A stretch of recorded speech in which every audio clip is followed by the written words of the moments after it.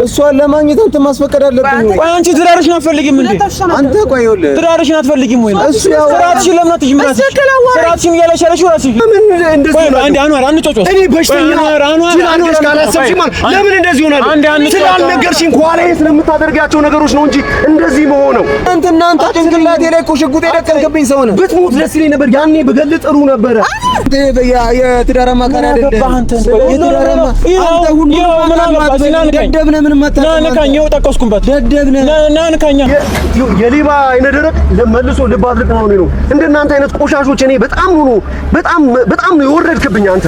ላንቺ ላይ አምር ይችላል ምን ወንድሜ ስለሆነ ልከላከልክ አልችልም። ፍታፍ ስለሆንክ እሺ ኪያ ስራቱን ራስሽ ያዢ ስላንተ በቅቶኛል። አንድ አንዋር ከራሴ ሰኛ ሰው ተጨማሪ አንቺ ደግሞ ማለት ቢገባሽ ማለት አክብሬሽ ክብር ሰጥቼሽ ነበር። ሁለታችሁ ማን ተራስኩ ገራ ከሱ ጋር ሽማግሌ ያስፈልጋል። ስለኛ ይመለከትሽ የመጀመሪያ ትዳርሽን እንዳንተ አይነት የተበላሸች አክስት አለቻት።